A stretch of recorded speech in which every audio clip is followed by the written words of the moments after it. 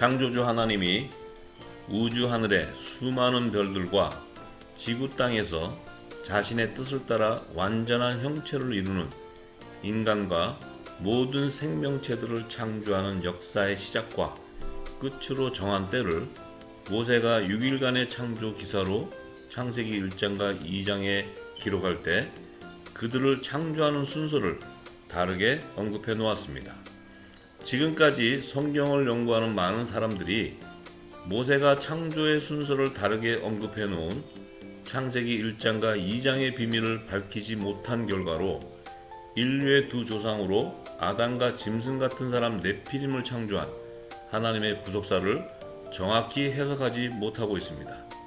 오늘 지구촌 대특종에서는 창세기 1장과 2장의 창조의 순서를 다르게 언급해 놓은 이유가 우주와 사람을 창조하는 역사 속에 담겨져 있는 하나님의 나라를 완성하는 구속사의 실체를 밝히기 위한 것이라는 새로운 사실을 전하고자 합니다. 먼저 모세가 창세기 1장과 2장의 창조하는 순서를 서로 다르게 언급해 놓은 말씀을 찾아서 무엇이 다른지 비교해 보기로 하겠습니다. 창세기 1장 3절에서 8절의 말씀에는 첫째 날과 둘째 날에 하나님이 빛과 어둠을 창조하시고 우주 하늘인 궁창을 만드사 궁창 아래의 물과 궁창 위의 물로 나뉘게 하신 창조의 순서를 기록해 놓았습니다. 그런데 창세기 2장에는요, 그 사실이 빠져 있다는 사실입니다. 그리고 창세기 1장 9절에서 13절에 셋째 날에 지구 땅과 바다를 창조하시고 지구 땅에서 나는 각종 풀과 채소와 열매 맺는 과목을 지으신 순서를 기록해 놓았습니다. 그런데 창세기 2장 8절에서 9절에는 여호와 하나님이 동방의 에덴에 동산을 창설하시고 그 땅에서 보기 아름답고 먹기에 좋은 나무가 나게 하시니 동산 가운데는 생명나무와 선악을 알게 하는 나무도 있다는 창조의 순서를 기록해 놓았습니다. 여기서 창세기 1장에 언급한 각종 풀과 채소와 열매 맺는 과목은 에덴 동산 밖에 있는 지구 땅에서 창조한 육의 양식을 말하는 것임을 알 수 있습니다. 그런데 창세기 2장에 언급해 놓은 먹기에 좋은 나무와 생명나무와 선악을 알게 하는 나무의 실체는 영존하신 하나님이 임재하는 에덴 동산 안에 있는 영의 양식인 것을 알 수 있습니다. 그렇다면 창세기 1장과 2장에 기록된 그 식물의 본질과 그 종류가 서로 다르다는 사실을 명백히 입증하는 것입니다. 그리고 창세기 1장 14절에서 19절에는 넷째 날에 우주 하늘의 주야를 나뉘게 하는 광명을 두셔서 징조와 사시와 일자와 연화를 이루게 하시고 태양계를 형성하는 두 큰 광명으로 낮과 밤을 주관하는 해와 달을 만드사 지구 땅을 비추게 하시며 또 별들을 만드신 창조 역사를 기록하였습니다. 그러나 창세기 2장에는 그 사실을 전혀 언급해 놓지 않았습니다.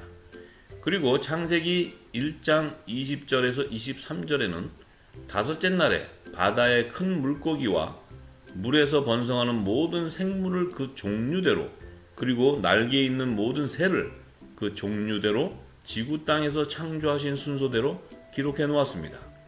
여기서 창세기 1장에 언급해 놓은 다섯째 날에 창조된 바다에 사는 물고기와 모든 생물들은 창세기 2장에는 모세가 그들의 창조 기록을 해놓지 않았습니다.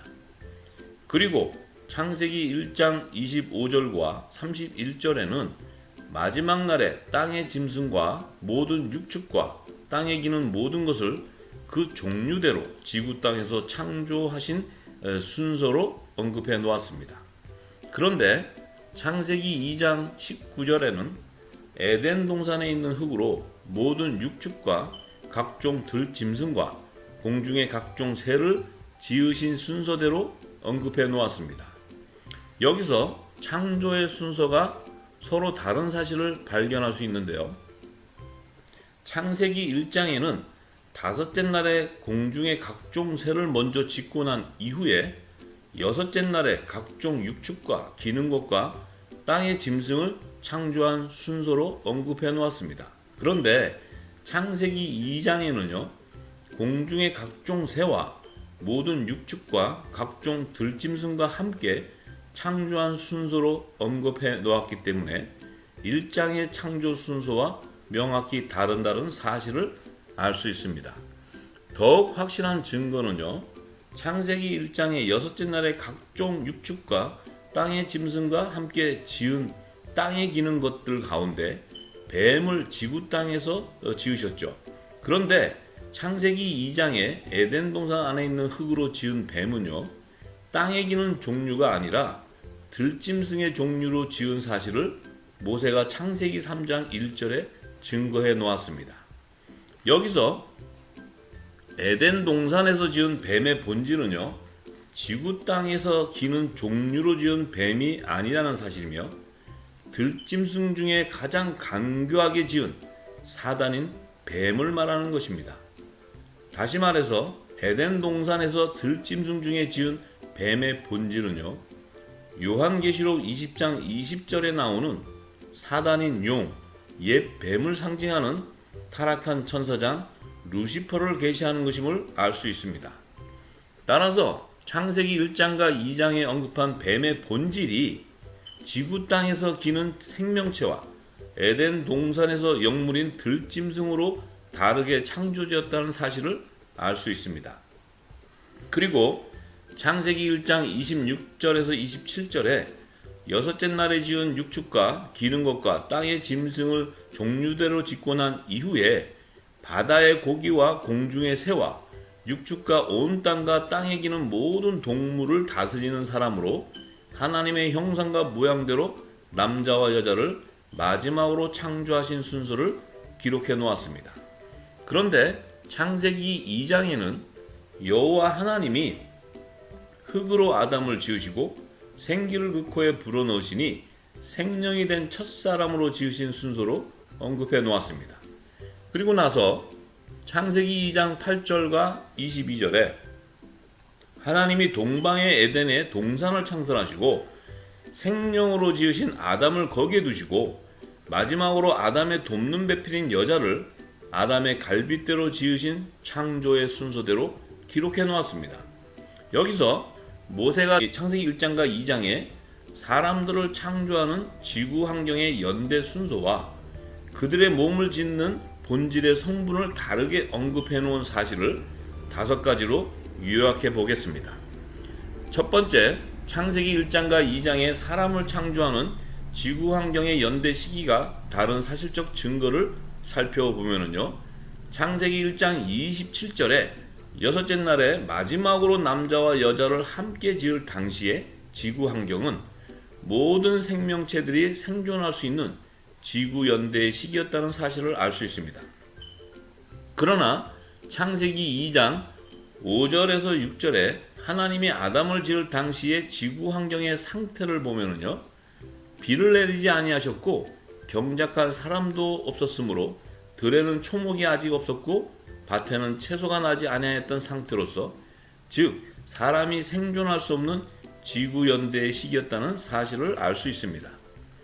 이 사실적인 증거는 지구가 창조되던 셋째 날에 각종 채소와 열매 맺는 과목을 짓기 이전의 지구 환경의 시기에 아담을 첫사람으로 지은 사실을 밝혀주는 것입니다.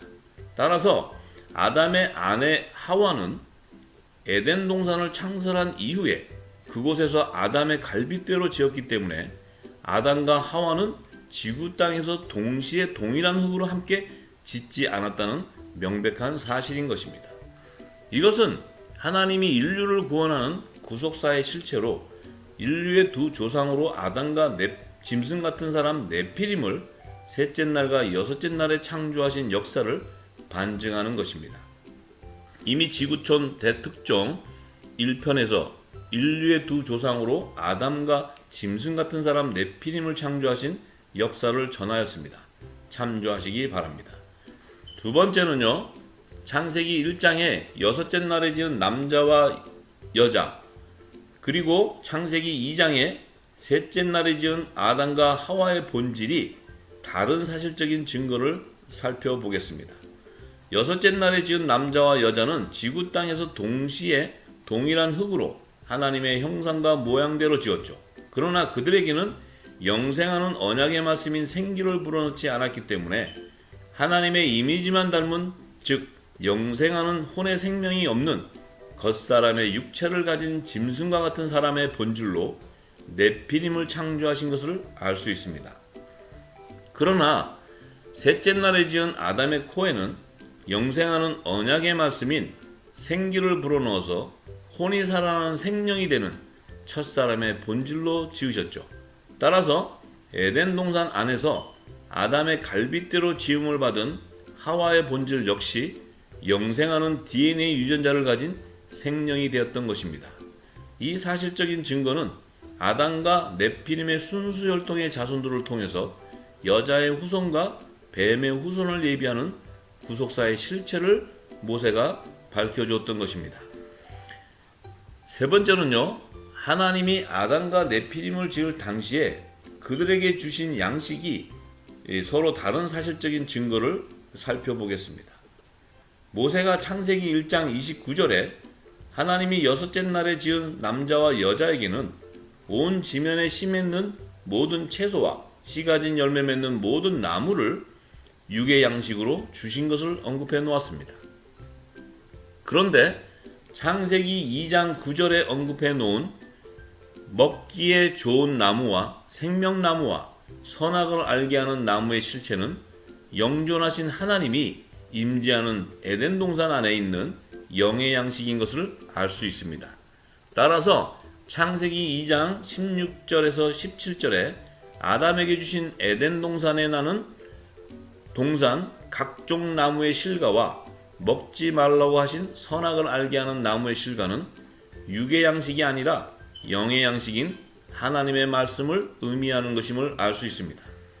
여기서 하나님이 아담에게 에덴 동산에게 주신 양식의 본질은 영생하는 언약의 말씀인 것을 알 수 있습니다.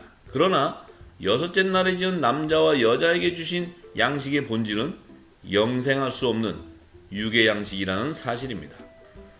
그 증거로 혼의 생명이 있는 아담의 유전 인자가 담겨진 그의 갈빗대로 지은 하와는 영생하는 생명을 소유한 자로서 아담과 함께 에덴 동산에 있는 영의 양식을 먹고 에덴 동산 밖으로 나올 때까지 그곳에서 생존할 수가 있었던 것입니다. 에덴 동산이라는 곳은 하나님이 지구 땅에 임재하실 장소로 창설하신 최초의 거룩한 성전을 말하는 것입니다. 이곳은 시간이 존재하지 않는 곳이기 때문에 아담과 하와가 그곳에서 생존하였던 시간은 아무도 측정할 수 없습니다. 따라서 에덴 동산 밖으로 나올 당시의 그들의 모습은 죽음이나 질병의 고통을 받지 않은 원형 상태로 보존되어 있었다는 사실입니다. 그러나 이들 역시도 물질 세계인 에덴 동산 밖으로 나와서는 육의 자손들도 낳고 번성하였으며 나이가 들게 되어 죽음을 맞이하게 되었던 것입니다. 그리고 영생하는 혼의 생명이 없는 짐승 같은 남자의 아내로 지은 여자의 본질은 동일한 흙으로 지었기 때문에 혼의 생명이 없는 짐승 같은 사람의 육체가 되었던 것입니다. 따라서 이들은 사람이 생존할 수 있는 육의 양식이 예비되는 지구 환경의 여건이 조성되었던 여섯째 날에 마지막으로 짓게 되었던 것이며 이들의 자손들이 원시 인류 네피림으로 출현해서 고고학에서 증거하는 고대 선사시대의 문명을 이루게 되는 것입니다. 이것의 의미는 셋째 날에 지은 아담과 하와 그리고 여섯째 날에 지은 남자와 여자는 본질적으로 서로 다르게 창조되었다는 성경의 역사를 입증하는 것입니다. 이미 지구촌 대특종 4편에서 하와와 여자의 DNA 유전자가 서로 다르게 지은 사실을 밝혀놓았습니다. 참조하시기 바랍니다. 네 번째는요, 하나님께서 셋째 날에 지은 아담과 하와를 영생하는 성전인 에덴 동산에 두시고 여섯째 날에 지은 남자와 여자는 에덴 동산 밖에서 살게 하신 목적이 무엇일까요? 이것은 사람이 생존할 수 있는 지구 환경의 여건이 조성되는 정한 때까지 아담과 하와를 하나님이 임재하시는 에덴 동산에서 보호하기 위한 것임을 알 수 있습니다. 그 증거로 아담과 하와가 에덴 동산 밖으로 나왔을 당시에 지구 환경은 아담을 지을 당시의 지구 환경과는 대조적으로 아담의 자녀들인 가인과 아벨이 농사를 짓고 양을 칠 수 있었던 신석기 시대의 문명이 이미 형성되어 있었던 것을 알 수 있습니다. 그 의미는 아담과 하와가 에덴 동산에 사는 동안 여섯째 날에 지은 짐승 같은 사람 네피림의 자손들이 원시 인류로 출현해서 고대 선사 시대의 인류 문명을 이루며 신석기 시대에 이르기까지 이 땅을 정복하고 번성하며 살고 있었던 사실을 의미하는 것입니다. 이는 고고학에서 증거하는 고대 선사 시대의 인류 문명인 것을 알 수 있습니다. 그런데 여섯째 날에 지은 남자와 여자는 에덴 동산 밖에서 살게 하신 목적이 무엇일까요? 모세가 하나님이 혼의 생명이 없는 원시 인류 네피림을 지으신 목적을 밝혀주고자 창세기 1장 28절에 이들에게 이 땅의 복으로 자손들을 생육하고 번성하여 땅에 충만하고 땅을 정복하고 바다의 고기와 공중의 새와 땅에 움직이는 모든 생물을 다스리게 하셨다고 언급해 놓았습니다. 그 이유는 장차 아담과 하와가 에덴 동산 밖으로 나왔을 때 아담의 자손들을 이 땅에서 번성하며 생존할 수 있는 환경을 조성하기 위한 하나님의 뜻에 따라 네피림의 자손들을 통해 고대 선사시대의 인류 문명을 이루게 하시기 위한 것임을 알 수 있습니다. 그 증거로 아담과 하와가 에덴 동산 밖으로 나와서 낳은 아들 가인과 아벨이 신석기 시대에 존재한 네피림의 순수 혈통의 자손들이 이루어놓은 농경 목축 문명의 혜택을 받아서 농사를 짓고 양을 사육할 수 있었던 것입니다. 이미 지구촌 대특종 2편에서 신석기 시대에 존재한 네피림의 순수 혈통의 자손들이 이루어놓은 농경 목축 문명의 혜택을 가인과 아벨이 받은 사실을 밝혀놓았습니다. 참조하시기 바랍니다. 다섯 번째는요, DNA 유전자의 본질이 다른 아담과 네피림의 순수 혈통의 자손들의 실체를 살펴보겠습니다. 기원전 4000년에서 6000년경 아담과 하와가 에덴 동산 밖으로 나와서 낳은 가인과 아벨의 유전인자와 그 당시 신석기 시대에 존재하던 네피림의 자손들의 유전인자가 서로 다르다는 것입니다. 그 정도로 동생 아벨을 죽인 살인자 가인이 에덴의 동쪽인 놋 땅으로 도망해서 그곳에서 살던 네피림의 순수 혈통인 여자를 아내로 맞이하게 됨으로써 혼의 생명이 없는 짐승의 유전인자가 담겨진 여자에게서 가인의 자손으로 예비해 놓은 뱀의 후손들이 나오게 되었던 사실을 모세가 창세기 4장 16절에서 17절에 언급해 놓았습니다. 그러나 하나님이 아담에게 가인이 죽인 아벨 대신에 다른 시로 영생하는 혼이 살아나는 생명이 되는 사람의 유전인자가 담겨진 셋이라는 아들을 주셔서 세세계보에서 여자의 후손들이 나오게 되었던 사실을 창세기 4장 25절에서 26절에 증거해 놓았습니다. 사도 바울은 그들의 실체를 로마서 5장 14절에 아담으로부터 모세까지 아담의 범죄와 같은 죄를 짓지 아니한 자들과 아담은 오실자의 표상이라고 이렇게 증거해 놓았습니다. 그렇게 증거한 이유는 혼의 생명이 살아나는 생명이 된 첫사람 아담의 자손들과 혼의 생명이 없는 짐승 같은 육체로 지은 네피림의 자손들을 구별해 주기 위한 것입니다.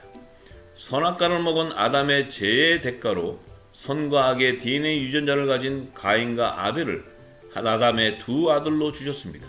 그리고 가인과 아벨의 제사와 제물을 통해서 나타난 악의 DNA 유전자를 가진 살인자 가인의 계보에서 뱀의 후손들을 예비하게 되었죠.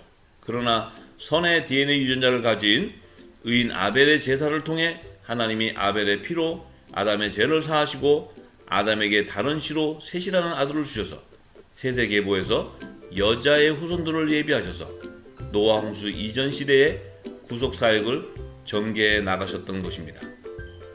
지구촌 대특종 5편에서 가인과 아벨의 제사와 제물에 대해 설명해 놓았습니다. 참조하시기 바랍니다. 그러나 혼의 생명이 없는 네피림의 자손들은 영적 존재를 인지하는 지적 능력을 갖추지 못했기 때문에 하나님의 말씀에 불순종하는 죄를 범할 수 없는 짐승 같은 육체를 지은 사람을 말하는 것입니다. 하지만 혼의 생명이 없는 그들의 자손들도 사람의 육체를 가지고 있기 때문에 그들 위에도 사망이 왕노릇함으로 이 땅에서 모두 죽게 되었다는 것입니다. 결론적으로 모세가 창세기 1장과 2장의 창조의 순서를 다르게 언급해 놓은 이유가 바로 인류의 두 조상으로 창조한 아담과 네피림의 자손들 가운데 셋의 계보와 가인의 계보에서 혼의 생명이 있는 여자의 후손들과 혼의 생명이 없는 뱀의 후손들을 낳는 여자를 창조하는 구속사의 실체를 드러내기 위한 것임을 알게 되었습니다. 다음 시간 지구촌 대특종 8편에서 영혼의 생명과 영물인 천사를 창조하는 에덴 동산에 있는 흙의 본질과 생명나무와 선악을 아는 나무의 실체를 감춰놓은 에덴 동산의 비밀을 명확히 밝혀주고자 합니다.